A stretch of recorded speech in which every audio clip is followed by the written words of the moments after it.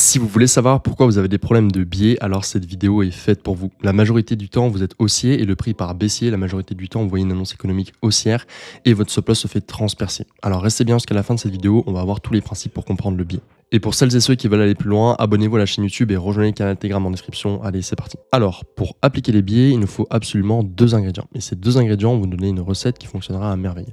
D'abord, on va comprendre la structure de marché, donc notre flux transactionnel, et ensuite on appliquera l'OF théorème par-dessus.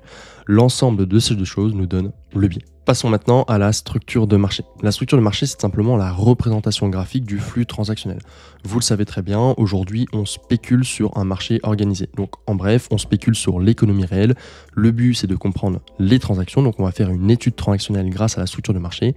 Et en comprenant ces transactions, on pourra du coup comprendre le biais du prix et du coup spéculer dessus. La première étape, elle est très simple. On va voir comment on trace la structure de marché. Ensuite, on verra comment on trouve les plus hauts et les plus bas logiques dans cette structure de marché. Il faudra comprendre le principe de la bougie inverse. Je vous montrerai un exemple, puis on fera un exercice pratique avec une correction que je vous donnerai pour vous auto-évaluer. Si l'auto-évaluation est bonne, alors on pourra passer au concept suivant. Si vous ratez l'auto-évaluation, alors je vous demanderai de recommencer l'exercice avant de passer à la suite. Et c'est exactement en suivant ce processus-là que vous allez pouvoir comprendre le biais de la meilleure des façons possibles. Alors, avant de tracer la structure de marché, vous devez comprendre ces deux règles. Il faut absolument respecter pour qu'elles soient bien tracées. Elles sont vraiment pas compliquées et très simples à comprendre.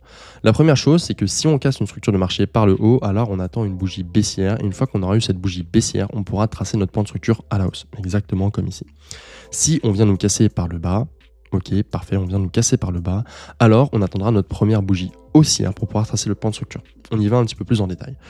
Ici, je vous ai préparé deux cas, le cas haussier, le cas baissier. Le cas haussier, il est juste ici. Donc, à chaque fois qu'on casse des points de structure par la hausse, vous allez avoir des bougies haussières qui vont le casser. Jusque-là, c'est logique, c'est un flux transactionnel haussier. À la première bougie baissière qui s'annonce, vous allez pouvoir tracer un point de structure haussier. À chaque fois, vous allez faire l'étude entre vos deux derniers points de structure. Donc ici, quand je trace mon nouveau point de structure, mes deux derniers points de structure, ce sont celui qui vient de se tracer et le dernier en date. Et c'est exactement pour ça que j'ai tracé deux traits, un point en bas, un point en haut, parce que ce sont mes deux derniers points de structure. Le but maintenant, ça va être de comprendre quel est le plus bas qui va casser mon plus haut, ou est-ce qu'on va avoir un plus haut qui casse mon plus bas. Comme vous le voyez dans l'exemple, le prix a continué d'aller haussier et il a cassé le prix par le haut. Donc on trouve le point le plus bas entre les deux traits qui se trouve juste ici, et encore une fois on réapplique notre schématique, c'est-à-dire qu'à chaque fois qu'on vient casser le prix par le haut, alors on attend notre première bougie baissière, mais elle se trouve juste ici. Même cas pour la baisse, si vous avez un marché qui est haussier et qui décide tout d'un coup de casser à la baisse, vous étudiez toujours vos deux derniers points de structure.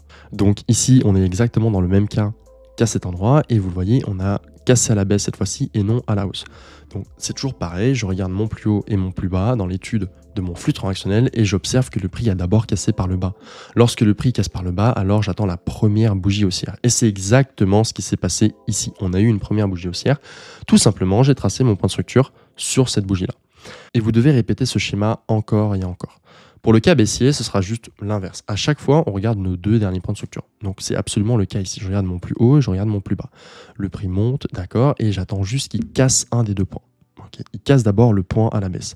Quand on casse à la baisse, nous attendons la première bougie haussière. C'est exactement ce qui s'est passé ici. Mais bien entendu, comme on a cassé un plus bas, il faut que je définisse un plus haut. Alors comment je définis un plus haut? Je prends toujours mes deux derniers points de structure avec mes deux premiers traits et je regarde quel est le point le plus haut qui est responsable de la cassure de ces deux points. Et on le trouve directement ici. Vous l'aurez compris, il faut d'abord trouver le plus bas pour définir le précédent plus haut. Si à l'inverse, on a par exemple une prise de liquidité, donc vous êtes dans un marché baissier et à chaque fois qu'on vient vous casser par le haut, vous attendez du coup une bougie baissière pour tracer votre point de structure, eh bien ce sera exactement le même cas qu'ici. Je pense que vous avez compris la schématique. Maintenant, quoi de mieux que de vous montrer ça en live sur les graphiques pour appliquer cette chose-là. Et on commence directement avec une cassure par le bas. Quand on a une cassure par le bas, vous l'avez vu juste avant, on va chercher une bougie haussière. On a la bougie haussière qui s'est manifestée. Une fois que la bougie haussière est manifestée, alors on peut tracer notre dernier plus bas. Ça, c'est exactement le même cas que sur le cas haussier. Vous êtes haussier, vous cassez par le bas, d'accord, vous avez des bougies baissières qui cassent. À la première bougie haussière que vous voyez après la cassure, vous tracez le nouveau point de structure. Ce qui nous donne deux nouveaux points en observation. Alors, ces deux points, ce sont celui-ci et celui-ci. À noter qu'à chaque fois que vous allez tracer un nouveau point de structure, vous allez toujours avoir deux points en observation. D'accord? Et ça, on va le voir au cours des 5-6 prochains exemples qu'on va faire ensemble. On a deux points d'observation, les 1,26 349 et les 1,24 452. Maintenant, on attend de voir quel point se fait casser en premier. Hop, on a cassé par le haut. Maintenant qu'on a cassé par le haut, vous voyez qu'on n'a que des bougies haussières. Alors qu'est-ce qu'on doit faire? On doit juste attendre de voir la première bougie baissière. Parfait, on l'a juste ici. On va attendre de voir ce qui se passe, le point de structure se marque. Et comme on a créé un nouveau point de structure et qu'on doit toujours avoir 2 points en analyse, eh bien on déplace juste notre niveau d'analyse sur le dernier point de structure. Et ça nous donnera tout simplement nos 2 derniers points en analyse, tout simplement parce qu'on a déplacé le dernier point d'analyse sur un nouveau point. Maintenant qu'on a nos 2 prochains points d'analyse, on va voir quel est l'un des deux qui se fait casser. Si on casse par le haut, eh bien on attendra une bougie baissière. Et si on casse par le bas, on attendra une bougie haussière. On patiente. Alors toujours rien, on patiente et on voit qu'on a une cassure par le haut qui s'est manifestée. Malgré ça, vous voyez qu'on a un nouveau plus bas. Pourquoi? Tout simplement parce qu'on étudie nos transactions entre ce plus haut ici et ce plus bas là. Donc entre les 1,27008 et les 1,24452. On a cassé les 1,27008. Mais pour casser les 1,27008, il a bien fallu qu'il y ait un mouvement à l'origine de ces 1,27008. Tout simplement, ce mouvement-là, ça doit être le plus bas, d'accord, entre votre 1,24452 et votre 1,27008. Le plus bas entre les 1,24008 et les 1,27008 et les 1,24452, c'est tout simplement le point ici, d'accord? On ne peut pas faire plus bas entre ce high et ce low. Donc après ce high et entre ce low, le plus bas, c'est ici. Ça nous donne un nouveau plus haut et pour tracer ce nouveau plus haut, on va tout simplement attendre la première bougie baissière. La première bougie baissière s'est manifestée pas juste ici, on attend, elle s'est manifestée juste ici, ce qui fait qu'on va avoir un nouveau plus haut qui se trace. Voilà, le nouveau plus haut s'est tracé, on a 2 nouveaux niveaux d'analyse, encore une fois, et on patiente de nouveau. Ce qui nous donne un plus haut juste ici, et on a toujours notre dernier plus bas en observation. Donc on déplace notre trait, vu qu'on a notre dernier plus bas en observation juste ici. On va reproduire le même schéma encore une fois et on va voir entre les deux lequel se fait casser en premier. Si on casse par le haut, alors bien entendu on attendra une bougie baissière et si on casse par le bas, on attendra une bougie haussière. On casse par le haut, on va attendre notre première bougie baissière. On a notre bougie baissière, ce qui fait qu'on devrait avoir un point de structure qui se trace. Parfait, on peut juste déplacer notre point ici et on va devoir bien entendu regarder notre dernier lot. Notre dernier lot se trouve juste ici, puisque le point qui est responsable de la cassure des 1,27119, eh bien, vous prenez le point haut et le dernier point bas qui est en analyse, donc celui-ci, les 1,26435. Vous regardez entre ce point-là et ce point-là, quel est le plus bas qui vient juste après. Eh bien, c'est tout simplement celui-là. Le point le plus bas qui vient casser les 1,27119, ça nous donne les 1,26894. Et on peut reproduire ce schéma encore une fois, de sorte à ce que vous ayez bien compris. On regarde entre les deux points de structure lequel se fait casser en premier. On voit qu'on casse, alors là c'est très intéressant, on casse à la hausse et à la baisse en même temps. Donc vous allez tout simplement avoir un point de structure sur les deux parties. Voilà, vous avez d'abord un point de structure sur le haut, ok, et vous avez un point de structure sur le bas. Vous avez cassé entre les deux. Enfin, la même bougie a cassé à la fois le high et le low. Bah, tout simplement, vous avez tous les deux un point de structure qui se trace. Maintenant, on a un dernier niveau d'analyse. Comme ça, vous avez vu un cas qui est intéressant. On va analyser du coup notre point entre les 1,27,272 et les 1,26,885. On casse par le haut. Parfait. On attend notre première bougie baissière une fois qu'on a cassé par le haut. Super. Et après cette bougie-là, on a tout simplement un point haut qui se trace. Je pense que vous avez compris le principe de la structure de marché et comment on le trace. Vous avez vu tous les exemples, en tout cas dans ce qu'on vient de faire. Et si vous avez encore des questions, bien regardez ce schéma pour connaître toutes les réponses à vos questions. Alors maintenant, je vous donne un exercice et cet exercice, je vous donnerai la correction juste après. Mettez pause à la vidéo, réalisez l'exercice que je vous montre juste après et revenez sur la vidéo pour voir la correction quand ce sera fait. Alors, nous voilà maintenant pour l'exercice. On va commencer avec le premier point, je vous le donne juste ici. D'accord? Je vous donne le dernier lot, ce qui fait que vous commencez votre structure avec un point haut et un point bas, exactement ce qu'il vous faut pour pouvoir la tracer. Et à partir de cet endroit-là, vous avez juste à appliquer la façon algorithmique qu'on a vue juste avant pour pouvoir trouver vos prochains plus hauts et vos prochains plus bas. Alors maintenant, mettez pause à cette vidéo et revenez quand vous avez fini l'exercice. Je vous mettrai la correction juste après. Allez, on se retrouve une fois que vous avez fait l'exercice. Ok, alors j'espère que l'exercice s'est bien passé. Maintenant, on passe au reveal juste maintenant. Alors voilà, la structure est corrigée. J'espère que vous n'avez pas fait d'erreur. Si vous avez fait des erreurs, vous pouvez regarder le graphique grâce à l'indicateur qui vous donnera tous les bons points de structure. Bien entendu, il applique exactement la façon algorithmique que je vous ai présenté précédemment. Alors, regardez bien cette correction et on passe à la suite de la vidéo. Super, vous avez maintenant compris la structure. On peut passer à l'étape suivante. Le OF théorème. Alors, pour comprendre le OF théorème, il faut absolument comprendre votre structure de marché. Parce que si vous n'avez pas compris votre structure de marché, vous n'allez pas pouvoir comprendre les principes d'efficience, donc l'EPA et l'IPA. Pour comprendre l'IPA et l'IPA qui fait 0, on va avoir du coup deux schématiques. Et à partir de ces deux schématiques, vous allez pouvoir comprendre quand est-ce que nous, on va trader et quand est-ce qu'on va pas trader. Quand est-ce qu'on va observer les biais et quand est-ce qu'on sera même pas présent sur les graphiques. Ensuite, on verra comment définir un biais. Et exactement pareil que la structure de marché, je vous ferai d'abord des exemples, puis je vous donnerai un exercice avec une correction. À la fin de cette vidéo, vous allez être pleinement capable de tracer vos biais de la meilleure des façons possibles. La structure est comprise. Et on va voir du coup l'EPA et l'IPA. Alors pour qu'une structure soit efficiente, il faut que l'équation fasse 0. D'accord ? On étudie un flux transactionnel et nous ce qu'on veut c'est qu'on sait qu'une transaction, d'accord, c'est un jeu à somme nulle. Donc pour que la transaction soit résolue et soit efficace, du coup, il faut qu'on ait une équation qui nous donne 0. C'est le principe d'efficience que je vous expliquais juste ici. Si la transaction est déséquilibrée, c'est-à-dire que vous achetez un article hyper cher mais derrière vous n'obtenez pas le produit qui correspond au prix que vous avez payé, vous avez une transaction qui est déséquilibrée. Vous donnez de l'argent, vous n'avez rien en retour. Ici, on se trouve sur une transaction déséquilibrée. Alors le prix déteste ça et c'est pour ça que nous, on va absolument ne jamais trader sur une équation qui est déséquilibrée. Ce qui nous intéresse, ce sont les principes EPA. Alors quand est-ce qu'on est EPA ? Vous êtes tout simplement EPA lorsque le prix revient une fois dans la zone d'un buy to sell pour créer une deuxième cassure. Je m'explique. Ici, vous voyez qu'on a une zone de sell, d'accord ? Donc on a vendu ici pour créer un buy. Ça représente un sell to buy. On est EPA lorsque le prix revient visiter une fois votre sell to buy, d'accord ? Il revient le visiter une fois ici, donc sell to buy. On revient visiter la zone de sell une fois pour créer une deuxième cassure.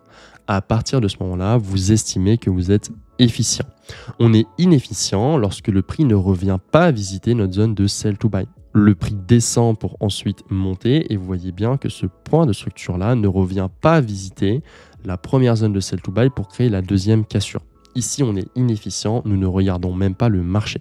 Je vous montre un exemple graphique dès maintenant pour que vous puissiez comprendre. Pour l'explication graphique, on reprend tout simplement l'exercice de la structure que vous avez maintenant réalisé et que vous comprenez parfaitement. Maintenant que vous avez compris la structure, vous allez pouvoir comprendre parfaitement comment le flow se trace et comment savoir si on est efficient ou si on n'est pas efficient. Pour savoir si on est efficient, il faut tout simplement, comme on l'a dit juste avant, revenir une fois dans un buy to sell ou dans un sell to buy et créer une deuxième cassure. Alors on va le faire ensemble, on va passer en mode replay, ce sera beaucoup plus simple. On vous crée un buy to sell, d'accord ? Ce qui fait qu'on a une première cassure. Nous, on va savoir si on est EPA, si tout simplement le prix décide de revenir dans cette zone-là. Ok, très bien, après notre cassure, pour nous donner une deuxième cassure. Alors, le prix continue de baisser, il revient dans notre zone, superbe, ok, il est revenu dans notre zone, et il nous crée une deuxième cassure juste ici. Ce qui fait que notre prix est maintenant efficient à la baisse. Alors, on pourrait s'attendre à ce que le prix revienne dans cette zone-là pour continuer sa baisse. On va voir ce qui se passe tout de suite. Le prix revient dans notre zone juste ici et à ce moment-là, on pourrait commencer à chercher des ventes puisque le prix est efficient à la baisse. Et c'est exactement ce qui se passe. À chaque fois que vous allez faire défiler le prix, vous allez étudier votre efficience de cette façon-là. Il n'y a rien de très compliqué, mais voici comment vous savez que vous êtes efficient. Je vais vous faire un petit exemple à la hausse qui est vraiment pas compliqué. On va trouver ça juste ici. Donc, vous avez d'abord une première cassure à la hausse. Ok ? Vous, ce que vous voulez, c'est que votre prix revienne dans votre zone de sell to buy. Donc, votre zone de sell to buy, elle se trouve ici. Vous avez d'abord vendu jusqu'à ce point-là pour pouvoir acheter derrière et le prix est tout simplement revenu une fois à l'intérieur. Lorsqu'il est revenu à l'intérieur, il vous a donné lieu à une deuxième cassure, ce qui fait que votre zone d'analyse privilégiée pour pouvoir prendre un achat était située juste à cet endroit-là, ici. Le prix est revenu à l'intérieur et le prix a continué à monter à la hausse. Voici comment vous savez si vous êtes efficient à la hausse ou efficient à la baisse. Et maintenant, on va voir comment trouver les biais de façon long terme avec les deux cas qui se présentent sous nous. Alors, pour définir le bon biais, on a vu la structure maintenant, vous avez compris les principes d'efficience et on va voir les deux schématiques qui sont différentes et qui vont nous permettre de savoir si on est haussier et si on est baissier. Alors, lorsque vous avez deux cassures d'efficience, donc vous revenez une fois dans votre zone de sell to buy, hop, vous venez à l'intérieur et vous créez une deuxième cassure, vous êtes efficient pour le moment. Lorsque vous avez deux cassures efficientes plus liquidité, c'est exactement la même chose, c'est-à-dire que vous êtes revenu une fois dans votre zone de sell to buy, on est revenu une fois à l'intérieur et on a donné deuxième cassure, c'est le même schéma qu'ici, sauf qu'à ce moment-là, on n'est pas revenu dans votre première zone pour continuer, on est juste venu faire une prise de liquidité pour ensuite continuer. Tout simplement parce qu'on sait que les transactions, pour qu'elles évoluent plus ou moins fortement à la hausse, on a besoin de plus ou moins de liquidité. Des fois, on n'aura pas besoin de liquidité, ce qui fait que le prix sera juste efficient et continuera de monter.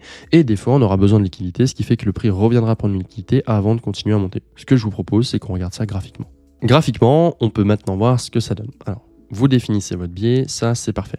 Maintenant, on se trouve toujours dans une situation de savoir est-ce que le prix va récupérer notre plus haut ou pas. Alors ça, c'est le temps qui va nous le dire. On fait défiler le prix, on aurait une potentielle zone de vente qui serait intéressante en termes de biais, mais vous avez également la potentialité que le prix revienne vous prendre une liquidité, tout simplement pour continuer à la baisse. Vous n'êtes jamais à l'abri que le prix vienne vous prendre un high. Alors, c'est exactement ce qui se passe ici, et c'est pour ça que cet exemple, on l'a gardé juste après. Le prix ne revient pas dans votre première zone, il revient tout simplement vous prendre un high, et maintenant, sa course privilégiée, ce serait pour aller chercher le prochain lot. Alors, je notifie qu'on est en 4 heures, alors imaginez donc Je notifie qu'on est en 4 heures, alors imaginez les mouvements que ça pourrait représenter en 5 minutes, 15 minutes. On attend que le prix fasse son point de structure, le prix fait son point de structure superbe et il va maintenant chercher son plus bas. Ce qui nous donne toujours une zone intéressante à regarder, qui est notre dernier buy to sell pour pouvoir continuer. Tant que le prix est efficient dans un sens, eh bien vous ne touchez à rien. Vous pouvez toujours vendre et ce qu'on appelle rider sur l'order flow, entre autres. On patiente, on voit que notre prix nous crée un prochain lot, superbe, il revient dans notre zone de vente, il pourrait très fortement à cet endroit-là juste continuer sa chute pour aller casser les derniers plus bas. On va voir ce qu'il va faire. Le prix continue de casser sa chute, il nous crée un nouveau plus haut qui va s'afficher juste après, et à partir de ce moment-là, vous aviez encore un super trade. On reprend le même process qu'on a vu juste avant, c'est-à-dire que vous tracez votre dernière zone de buy to sell, et cette zone-là vous en fera une zone privilégiée pour pouvoir continuer de trader à la baisse. On patiente, on voit que le prix, d'accord, il revient dans une première fois, il ne revient pas dans votre structure, d'accord, donc là votre prix n'est plus efficient. Pour qu'il redevienne efficient, il faudrait qu'on vous refasse, c'est-à-dire une deuxième cassure, mais ça n'a pas été le cas. Le prix est tout simplement revenu dans la dernière zone qui restait efficiente pour pouvoir continuer à la baisse visiblement. Vous recassez encore une nouvelle fois et vous déplacez votre zone. Pourquoi? Parce que vous êtes toujours efficient, c'est-à-dire que le prix se déplace de zone efficiente en zone efficiente, tant qu'il n'a pas créé de zone inefficiente pendant 4 points de structure, vous êtes tout simplement à l'efficience baissière. Le prix revient bel et bien dans votre zone, il pourrait maintenant continuer à la baisse ou, comme on l'a vu précédemment, récupérer le plus haut. C'est lui qui va décider et on va voir. Pour l'instant, on est juste dans une vision baissière. Alors, super. Le prix a continué à la baisse, vous avez créé un nouveau plus haut et un nouveau plus bas. Vous avez du coup 2 zones privilégiées. Soit le prix va revenir dans votre dernier buy to sell, c'est-à-dire qu'on va acheter tout ici pour vendre, ce qui fait que vous avez une zone privilégiée ici, mais cette zone se fait casser. Alors très bien, vous avez certainement une prise de liquidité, et après cette prise de liquidité, votre target privilégié sera ce lot-là. On va regarder ce que le prix décide de nous faire. Et le prix vient de chercher, tout simplement nous chercher ce dernier lot-là. Encore une fois, vous avez un nouveau buy to sell, donc ça peut être une zone privilégiée pour continuer de vendre, vous êtes toujours à l'efficience. Si le prix vient à l'intérieur, il pourrait simplement repartir, casser vos plus bas. Et si le prix ne vient pas à l'intérieur ou alors vient à l'intérieur beaucoup trop fort, c'est certainement pour récupérer ce plus haut-là et continuer à la baisse. On va voir ce que le prix décide de faire. Donc là, le prix patoche. Peut-être qu'il y a des opportunités sur lesquelles vous pourrez capitaliser pour essayer de vendre une première fois ici, mais ça ne se passe pas comme prévu et ça peut arriver, d'accord? Donc c'est tout simplement la patience qui fera la différence. Vous arrivez sur votre nouveau plus haut et vous avez une superbe prise de liquidité ici. Qu'est-ce que ça vous indique? Ça vous indique que le biais souhaité maintenant se trouve toujours sur ce plus bas-là. Et à chaque fois, vous allez pouvoir voir que vos biais se déplacent toujours de la même façon. Point. Donc voici un peu la partie sur l'order flow qu'on a pu voir, en tout cas à la vente. On pourrait faire les mêmes cas à la hausse qu'on a trouvé juste ici, encore et encore. Moi, ce que je vous propose maintenant, c'est en voyant cet extrait, prenez des notes et je vais vous donner maintenant un exercice. Et cet exercice, je vous en ferai le reveal juste après. Mettez pause à la vidéo et exercez cet exercice suivant. Donc l'exercice, c'est le suivant, c'est vous réalisez la même chose qu'on vient de réaliser à la vente juste ici, mais vous le faites entre le 22 février 2024 et le 26 mars 2024. Nous sommes dans une time frame 4 heures, je vous donne le résultat juste après. Mettez bien pause à la vidéo et appliquez l'exercice pour pouvoir bien le comprendre. Ok, alors nous voici sur le reveal de l'exercice, on va le faire ensemble et à la fin de cette vidéo, vous allez normalement savoir tracer vos biais. Si vous n'avez pas compris les choses, je vous invite à revisionner la vidéo une deuxième fois jusqu'à pouvoir comprendre. Avec ce principe d'exercice et d'application, vous allez certainement pouvoir comprendre de façon beaucoup plus rapide et de façon très simple. Je vois qu'actuellement, je me trouve sur une première cassure. Moi, j'ai dit que pour être efficient, il faut d'abord que j'ai une première cassure, qu'on revienne dans ma zone de sell to buy et après cette zone une fois qu'on est revenu à l'intérieur, il faudrait qu'on me fasse une deuxième cassure de structure. Si c'est le cas, eh bien, je pourrais commencer à trader mes billets. Donc, pour l'instant, je suis en train de patienter. Je patiente, et j'observe une cassure à la hausse. Ce qui fait que ma prochaine zone privilégiée, c'est tout simplement ma dernière zone de sell to buy. Pourquoi? Parce que j'ai déjà eu une cassure. On est revenu à l'intérieur de mon premier sell to buy et on a créé une deuxième cassure. C'est parfait, on est maintenant efficient. Ça veut dire que notre prix doit partir à la hausse. Parfait. J'attends à ce moment-là, je vais mettre un petit carré vert parce qu'on est passé efficient haussier et j'attends qu'on revienne dans ce carré vert pour pouvoir trader des plus hauts. J'ai toujours deux possibilités, soit mon prix reviendra dans ce carré pour continuer, ça se fera la majorité du temps, soit mon prix pourra venir me prendre une prise de liquidité et après cette prise de liquidité, il pourra continuer tout simplement à la hausse. Alors maintenant, on patiente et on observe. Le prix revient, oula, on a été un peu trop vite.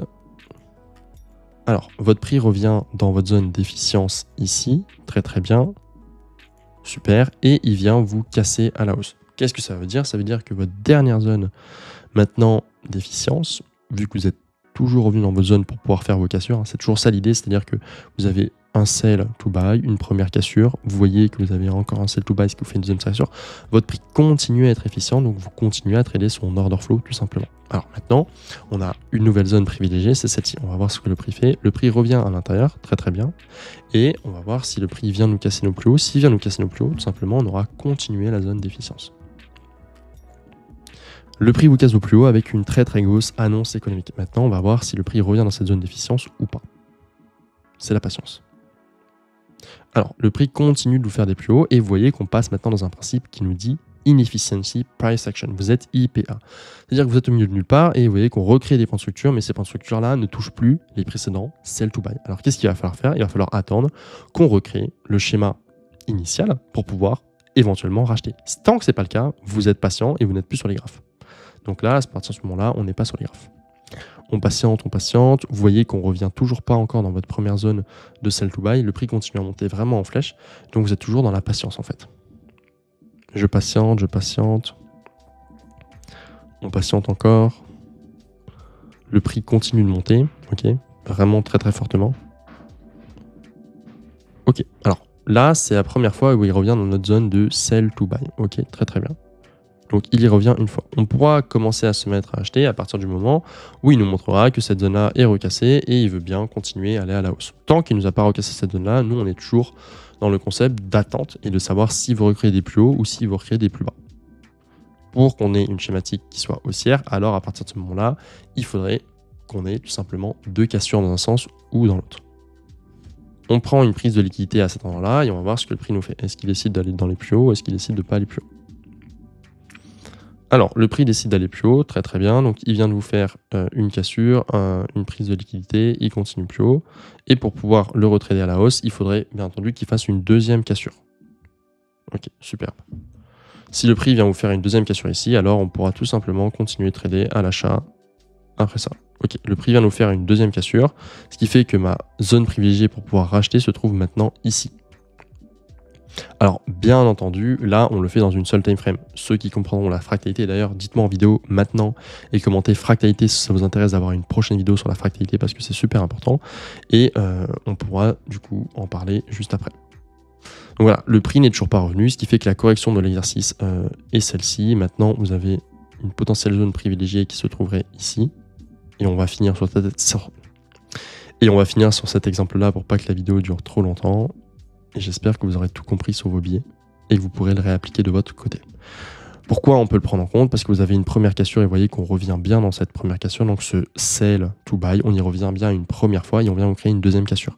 Ce qui fait que ça en fait une zone privilégiée pour pouvoir racheter et on va voir ce que le prix vous fait. Donc le prix vient vous casser à la hausse, vous fait une autre prise de liquidité et repart à la hausse. Vous aviez deux achats potentiels à cet endroit-là. J'espère que vous avez compris, c'était une vidéo dense en informations. Recommencez-la si vous avez des questions. Et moi, je vous laisse sur ça. On se retrouve la semaine prochaine pour une nouvelle vidéo. Ciao, ciao, c'était Mercure. Rejoignez Telegram en description et abonnez-vous à la chaîne YouTube pour donner de la force. À la prochaine pour de nouvelles aventures.